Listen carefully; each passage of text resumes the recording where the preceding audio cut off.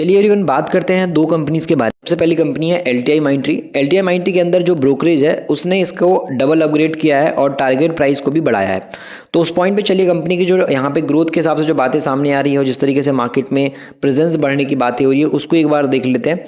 तो यहाँ पे ओवरऑल अगर कंपनी की ग्रोथ की बात करेंगे तो यहाँ पर बोला जा रहा है कि जो ब्रोकरेज की राय है उसके अकॉर्डिंग कि यहाँ पे जो जेफरीज है उन्होंने कहा है कि शेयर में अपना टारगेट प्राइस भी बढ़ा दिया और बोला है कि ब्रोकरेज ने इसे कि 5,450 से बढ़ाकर 6,650 के आसपास इसका शेयर प्राइस जा सकता है। इसका मतलब है कि एलटीआई माइंट्री के शेयर में 16% के आसपास की तेजी आ सकती है।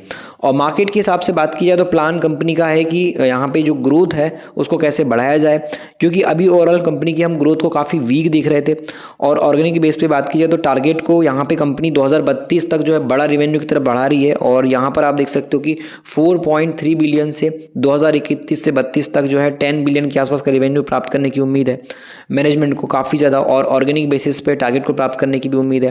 कंपनी जो है यहाँ पे BFSI यानी बैंकिंग फाइनेंशियल सर्विस इंश्योरेंस के बेसिस पे यहाँ पे टेक जैसे प्रमुख वर्टिकल को बढ़ाने पर फोकस कर रही है। साथ में बात की जाए तो मैन्युफैक्चरिंग हो गया, रिसर्च की बात करें, हेल्थ केयर हो गया, लाइफ साइंस हो गया, कंप्यूटराइज बात की जाए तो यहाँ पे कंज्यूमर वर्टिकल को देखो 3 गुना बढ़ाने की योजना बना रही है। तो मल्टीपल प्लान को देखते हुए यहाँ पे एनालिसिस्ट का मानना है कंपनी में ग्रोथ आ सकती है। और इसी के चलते यहाँ पर आपको देखो तो 2024 में तो कंपनी का बहुत खराब प्रदर्शन रहा था, लेकिन अभी इस साल के हिसाब से तो कंपनी में जो है 10% की गिरावट आई है। तो उस पॉइंट पे देखें तो शेयर पर कवरेज करने वाले 42 एनालिसिस्ट में 24 ने इसको बाय करने की बात कही है, उसके अलावा जबकि 7 ने होल्ड करने की बात कही है और 11 ने स्टॉक को बेचने की सिफारिश की है। तो ये मल्टीपल मिक्स रेटिंग अभी के टाइम पे एलटीआई माइंट्री के बारे में निकल के आ रही है और कंपनी में अभी मल्टीपल तरीके से चर्चाएं हो रही है। तो यहाँ पर एलटीआई के अंदर भी अभी आप देखो तो इन्वेस्टर के हिसाब से कंपनी का जो Q3 का वेट है वो काफ़ी इंटरेस्टिंग बन चुका है। जो Q3 निकल के आया था उसमें कंपनी की सेल्स भी ठीक ठाक बढ़ी थी और सेल्स बढ़ने के साथ साथ कंपनी का जो प्रॉफिट है वो भी 1100 से 1200 के आसपास गया था। और ईयरली बेस पे भी कंपनी का प्रॉफिट हम देखें तो Q2 के अंदर 4400 से 4500, 4500 से 4600 एक स्टेबल तरीके से कंपनी अपने एलटीआई माइंट्री दोनों के अंदर ग्रोथ प्रॉफिट के बेस पे नजर आई है। मर्जर के बाद कंपनी ने ओवरऑल ग्रोथ ही दिखाई है। मार्केट सेगमेंट वाइज अगर हम देखेंगे तो यहाँ पर आपको नजर आएगा कि कंपनी के अंदर जो अभी बड़े इन्वेस्टर हैं या फिर मार्केट के हिसाब से बात की जाए FIS है तो उनका इन्वेस्टमेंट तो 7% के आसपास FIS का जितना था उतना ही है। प्रमोटर भी शेयर ना तो खरीद रहे हैं ना तो बेच रहे हैं, लेकिन DIS का इन्वेस्टमेंट समय के साथ इस कंपनी में बढ़ता हुआ देखने को मिल रहा है और स्टेक जो है एलटीआई माइंट्री के अंदर DIS का इंक्रीज हुआ है। डोमेस्टिक इन्वेस्टर इस कंपनी में अभी काफ़ी इंटरेस्टेड नजर आ रहे हैं। अब देखते हैं Q3 कैसा निकल के आता है। मार्केट में ट्रेंडिंग में रहने वाला बात की जाए एक कंपनी का स्टॉक जिसका नाम है डिक्सन टेक्नोलॉजी। और डिक्सन कंपनी स्टॉक मार्केट के अंदर काफ़ी ट्रेंडिंग में रहती है क्योंकि इसके अंदर अभी भी 21% की तेजी की बात आराम से ब्रोकरेज कर रहा है। अगर आप ग्रोथ के पॉइंट से देखोगे कि तेजी की बात कैसे की जा रही है तो उसमें भी काफ़ी सारी चीज़ें निकल के आ रही है। आपको पता होगा कि कंपनी जो है EMS यानी कि इलेक्ट्रॉनिक मैन्युफैक्चरिंग सर्विस सेगमेंट के बेस पे काम करती है और ऐसे में जो नोमुरा ब्रोकरेज है उसके इसमें टॉप पिक पे बना हुआ है। नोमुरा ने पहले ही कहा है कि एक बड़ी तेजी ये दिखा सकता है, एक अच्छी तेजी इसमें आगे आ सकती है। और उसी के चलते बात की जाए तो यहाँ पर मार्केट में ग्रोथ के हिसाब से अगर आप देखोगे तो यहाँ पर आपको पता है कंपनी की जो 2026 में डिक्सन टेक्नोलॉजी की रेवेन्यू जो ग्रोथ है वो 61% के आसपास की उम्मीद है। और यहाँ पे मोबाइल कंपोनेंट मैन्युफैक्चरिंग से लेकर के मार्जिन में सुधार तक 2027 में काफ़ी अच्छी ग्रोथ नजर आ सकती है। कंपनी यहाँ पे जो है आप देखोगे तो यहाँ पे US चीन ट्रेड वॉर का एक प्रमुख प्रॉफिट कमाने वाला मोबाइल सेगमेंट में भी कंपनी काम कर रही है। तो उसके चलते आप देखोगे तो कंपनी में जो मोबाइल निर्यात के जो 55% के आसपास की वार्षिक वृद्धि के साथ जो $26 अरब तक पहुंचने की संभावना है उसका भी फायदा इसको मिलेगा, क्योंकि इसमें जो है कंपनी डिक्सन इंपॉर्टेंट है क्योंकि ये mobile segment, laptop segment, electronic basis पे LED TV सेगमेंट इसमें काम करती है।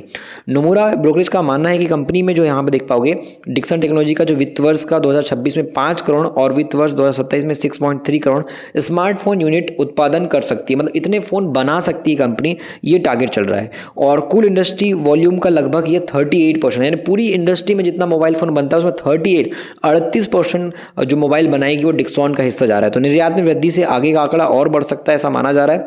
और रेवेन्यू की बात की जाए तो 4 से लेकर के 28% तक बढ़ा दिया है और आने वाले टाइम में कंपनी और अच्छी ग्रोथ कर सकती है ये माना जा रहा है। अगर आप डिक्सन टेक्नोलॉजी पे कवरेज करोगे तो यहाँ पे 31 एनालिसिस्ट में 15 ने इसको बाय रेटिंग दी है, 9 ने होल्ड करने की बात कही है और सिर्फ 7 ने सेल करने की बात कही है। तो कंपनी में बाइंग रेटिंग आप देखोगे तो डिक्सन के अंदर काफी हाई देखने को मिलती है। कि ग्रोथ के पॉइंट से देखोगे तो कंपनी का ROC ROE वगैरह ऑलमोस्ट सब कुछ सही है और इस कंपनी की प्रमोटर होल्डिंग भी अच्छी, कोई भी शेयर गिरवी नहीं है और इस कंपनी में सेल्स की ग्रोथ और जो प्रॉफिट की ग्रोथ है वो 100% से 82% के आसपास है।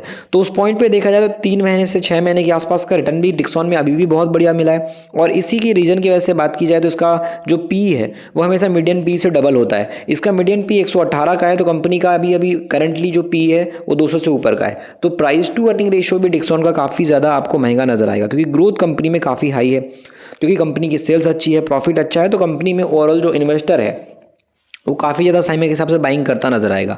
कंज्यूमर ड्यूरेबल में बात करें तो इलेक्ट्रॉनिक सेगमेंट के बेस पे यहाँ पर आप देख पा रहे हो कि कंपनी का जो यहाँ पे सितंबर के बेस पे जो नेट प्रॉफिट रहा था वो 113 करोड़ से सीधे कंपनी का प्रॉफिट बढ़ गया था 412 करोड़। यानी कि कंपनी का प्रॉफिट पहले कंपनी 100 करोड़ के आसपास कर रही थी, अचानक से कंपनी का प्रॉफिट 4 गुना बढ़ गया। अब इतना ज़्यादा नेट प्रॉफिट बढ़ने की वजह से समय के हिसाब से कंपनी में अगर आप देखोगे तो यहाँ पर आपको नजर आएगा कि प्रॉफिट भी सीधे डबल हो गया, 375 करोड़ का प्रॉफिट सीधे 746 करोड़ पहुंच गया। तो नेट प्रॉफिट वाइज जो ग्रोथ हम देख रहे हैं वो काफ़ी बड़ी डिक्सॉन में नजर आती है, और ये ग्रोथ आगे भी हो सकती है क्योंकि कंपनी की ऑल टाइम हाई पे सेल्स ग्रोथ चल रही है, ऑल टाइम हाई पे प्रॉफिट ग्रोथ चल रही है।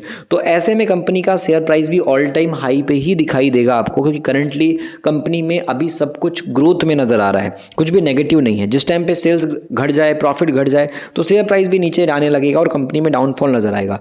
लेकिन ग्रोथ काफ़ी शानदार है, तो कंपनी का सेल्स बढ़िया, प्रॉफिट बढ़ा, तो शेयर प्राइस भी इसका एकदम ऊपर की तरफ ही बढ़ता हुआ नजर आ रहा है। और यही रीज़न है कि टाइम के अकॉर्डिंग अगर आप देखोगे तो कंपनी के अंदर आपको दिखाई देगा कि यहाँ पे आरओसी भी बढ़ा है, और उसके साथ में मार्केट के अंदर आपको प्रमोटर 32% नज़र आ रहे होंगे, लेकिन एफआईएस का इन्वेस्टमेंट देखो 17% था, फिर 19% गया, फिर 22% आ गया।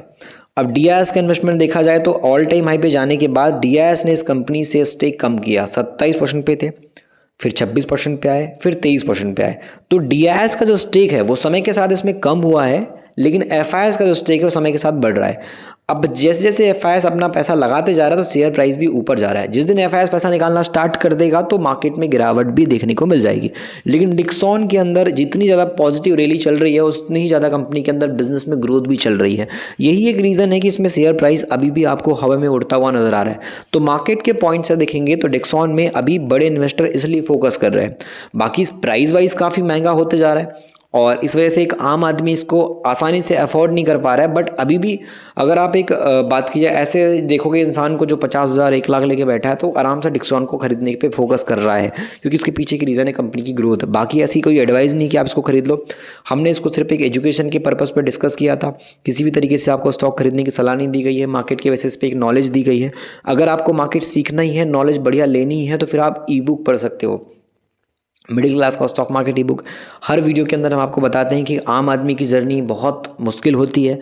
उसकी शुरुआत में जो स्टॉक मार्केट में या फिर पैसे कमाने की जो शुरुआत होती है काफ़ी डिफिकल्ट होती है, खास करके अगर आप एक मिडिल क्लास फैमिली से हो, आपको अपनी फैमिली की रिस्पेक्ट बढ़ानी है, समाज में पैसा कमाना है और आपको एक वैल्यूबल तरीके से मार्केट में एक डिमांड का फ़ायदा लेना है, तो उस पॉइंट पे आपको काफ़ी स्ट्रगल करने पड़ते हैं। और उसी टाइम पे आपको मार्केट अगर स्टार्ट करना है, सीखना है, समझना है, तो फिर आप अपने पैसे को बहुत सेफ तरीके से लगाइए। एकदम से आग बंद करके किसी भी कंपनी पैसा मत लगाइए, पहले मार्केट को सीखिए, समझिए और उस अनुभव के बेस पे अपनी जर्नी स्टार्ट करिए। तो उस जर्नी को स्टार्ट करने के लिए आपकी काफ़ी हद तक मदद कर सकती है ई बुक। लिंक डिस्क्रिप्शन में, वहाँ से आप मार्केट तक पहुँच के ई बुक को अच्छा खासा लर्न करके इन्वेस्टमेंट की जर्नी स्टार्ट कर सकते हैं।